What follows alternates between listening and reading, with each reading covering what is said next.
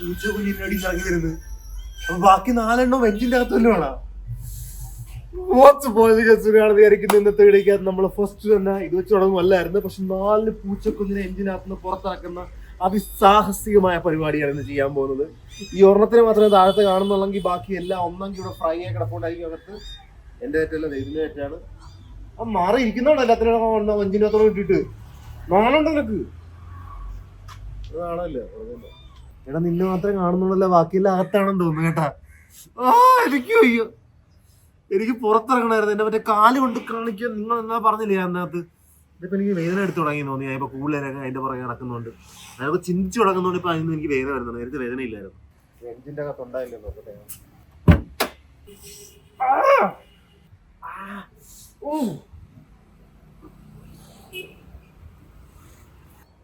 കാണുന്നൊന്നും ഇല്ലല്ലേ. എവിടെ ഉമ്മാര് എഞ്ചിനകത്ത് ഇല്ലേ? അവിടെ ഇരിക്കുന്ന മോനെ ഫുൾ പാക്കേജ് ഉണ്ടല്ലോ. അവിടെ സുഖചികിത്സയാണ് അകത്തിരുന്നിട്ട് കൈ പൊള്ളുന്നില്ല ഈ പട്ടിയുടെ മുഖത്ത് വെച്ചിട്ട്. അവന്മാര് 4 ഉണ്ട്. മൂലക്ക് ഇരുന്ന് കിടന്നുറങ്ങുന്നു. കെട്ടി എണ്ണ വെച്ചോ കേട്ടാ. ഒരെണ്ണമായി ഉമ്മാരെ എല്ലാം ഞാൻ പെട്ടിക്കാത്തോണ്ട് ഇടും. എനിക്ക് രാവിലെ പുറത്തിറങ്ങാനായിരുന്നു. അവർ എക്സ്ട്രാ പണി തരുക.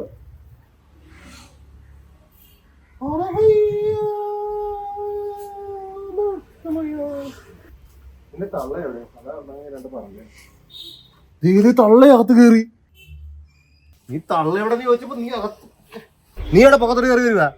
കാല് വെച്ച് പൊക്കത്ത് കയറി വരുന്നത്. അവിടെ കൈ പോകത്തില്ലടാ. എന്റെ കൈ ഒടുക്കത്തെ വലുതാണ്. അത് ടച്ച് ചെയ്യാനേ പറ്റുന്നത് എനിക്ക്. അതിന് അവന്റെ കൈയായിട്ട് കളിക്കുന്നവൻ.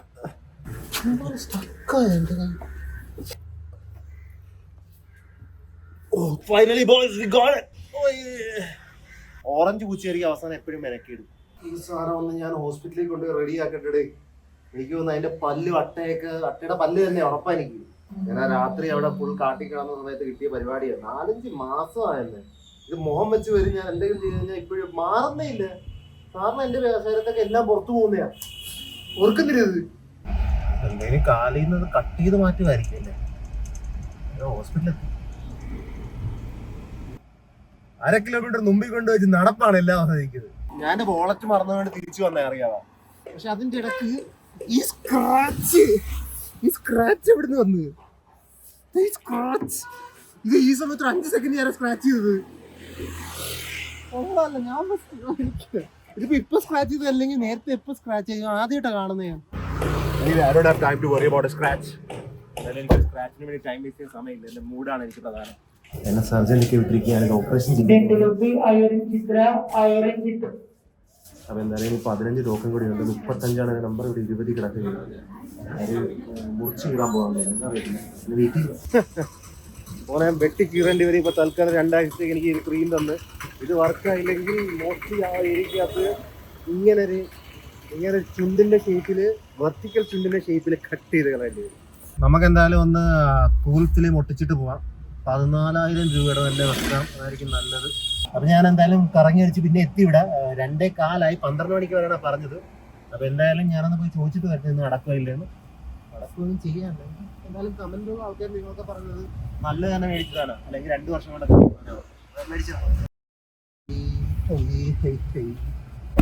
നടന്നില്ല.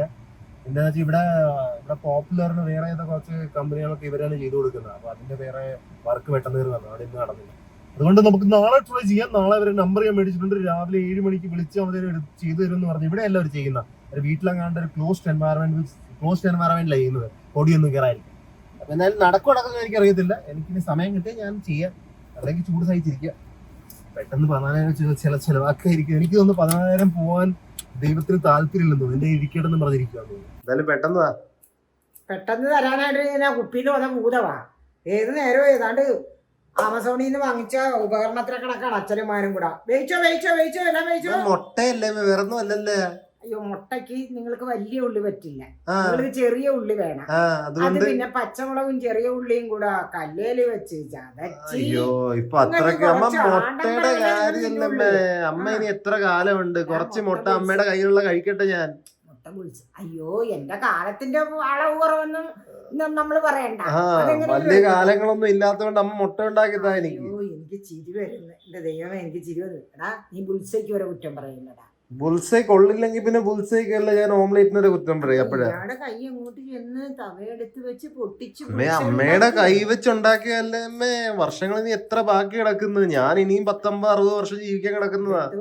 എനിക്ക് എപ്പോഴും മുട്ട ഉണ്ടാക്കാം. ഇപ്പൊ എന്തായാലും ഉണ്ടാക്കിത്താ.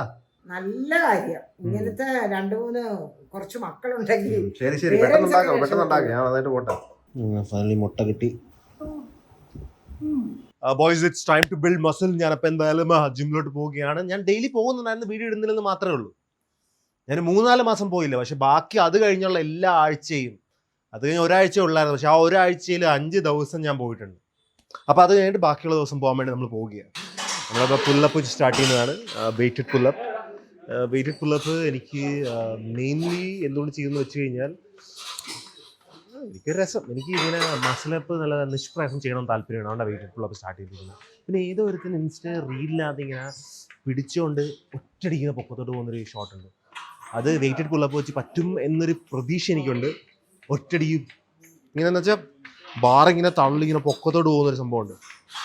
അത് നടക്കില്ലെന്ന് എനിക്കറിയില്ല. പക്ഷേ ഞാൻ എൻ്റെ ബോഡി വെയിറ്റിൻ്റെ എനിക്ക് വെയിറ്റഡ് പുള്ളപ്പ് ചെയ്യണം. അപ്പോൾ അത് ചെയ്യാൻ വേണ്ടി ഞാൻ പ്ലാൻ ചെയ്തത്. ബാറിനകത്ത് ഇങ്ങനെ പിടിച്ചിട്ട് പുള്ളപ്പ് എടുക്കുന്ന സമയത്ത് ഒറ്റ തള്ളുകളുമ്പോൾ പൊങ്ങിപ്പോകും. അപ്പോൾ എന്തായാലും ഞാൻ 20 കിലോ എടുക്കും. അപ്പോൾ 20 കിലോ ഇട്ടിട്ടുണ്ട്. പോകുന്നില്ല.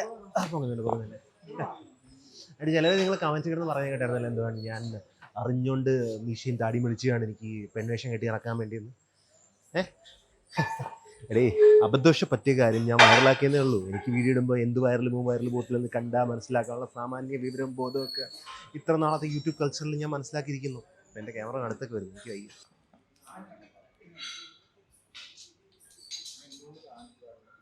യെല്ലോ പെയിന്റ് അടിച്ച് കൈ തെന്നും അറിയാം. എക്സ്ക്യൂസ് അല്ല, സത്യമായിട്ട് പറയാം. ഇത് നമ്മുടെ മാനേജർ വന്നിരിക്കുകയാണ്. പെട്ടെന്ന് സ്ക്രീനിലോട്ട് മാനേജർ സെയിം വെയിറ്റ് അടിക്കുമെന്ന് പറയുന്നു. എത്ര യാഥാർത്ഥ്യമാണ്. ഡെയിലി അടിക്കുന്നുണ്ടെന്നൊക്കെ എൻ്റെ പറഞ്ഞത്. കമോൺ മാനേജർ, പോരട്ടെ. 1 2 3 4 5. മാനേജർ 8 എണ്ണം അടിച്ചിരിക്കുക, 9 എണ്ണം അടിച്ചിരിക്കുകയാണ്. ആ ഹ്യൂമിലിറ്റി ഉണ്ടോ മുഖത്തേക്ക്? ആ ഹ്യൂമിലിറ്റി എവിടെ കിട്ടും? ആന്നേ, 9 എണ്ണം അടിച്ചിട്ട് പോലും ഒരു ഇതുമില്ലാതെ ഷോവും കാണിച്ചിരിക്കുന്നു. അത്ര ഹ്യൂമിലിറ്റി ഉണ്ട്. അടുത്ത എത്രയാ? എന്ത് ഇനി അടിക്കുന്നില്ലേ? എന്ത് ഒരടിയുള്ളായിരുന്നാ? അതെന്തടിയാണ്? എന്റെ കയ്യിലെ ഗ്രിപ്പ് കൂടിയെന്ന് തോന്നുന്നു കേട്ടോ. എനിക്കിത് സ്മൂത്ത് ആയിട്ട് എനിക്കായി. നമ്മളിപ്പം മസിൽ അപ്പ് ചെയ്യാൻ പോവുകയാണ്. നമ്മുടെ മാനേജർ ആദ്യം പഠിപ്പിച്ചു തരാനാ? ഇങ്ങനെ എന്ത് ഹ്യൂമിലിറ്റി ആണെന്ന് ഹ്യൂമിലിറ്റി. അപ്പം ബോയ്സ്, നമ്മൾ പച്ചയാണ് ഏറ്റവും കൂടുതൽ വലിവുള്ളത്. അപ്പോൾ നമ്മൾ ഇപ്പൊ പച്ച യൂസ് ചെയ്യുന്നില്ല. പച്ച വെച്ചൊക്കെ എനിക്ക് പറ്റുന്നുണ്ട്. നമ്മൾ പെർപ്പിൾ ഞാൻ മസിലപ്പൊക്കെ ചെയ്തായിരുന്നു ഒരു സമയത്ത്.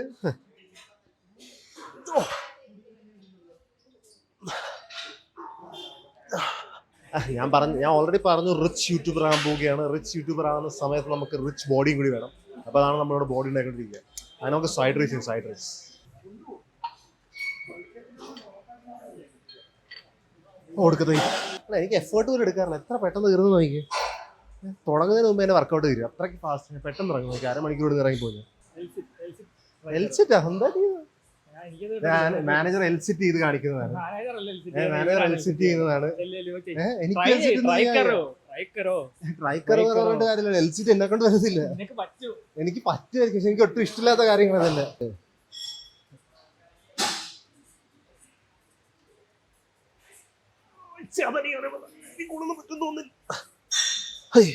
ബോയ്സ്, തന്നെ ജിമ്മ് കഴിഞ്ഞ് ഇനി നമുക്ക് എന്തായാലും ഈ വീഡിയോ ഇവിടെ ചേർത്തിട്ട് നാളെ 1 മണിക്ക് കാണാം. ഞാൻ എല്ലാ ദിവസവും 1 മണിക്കാണ് വീഡിയോ ഇടാൻ പോകുന്നത്.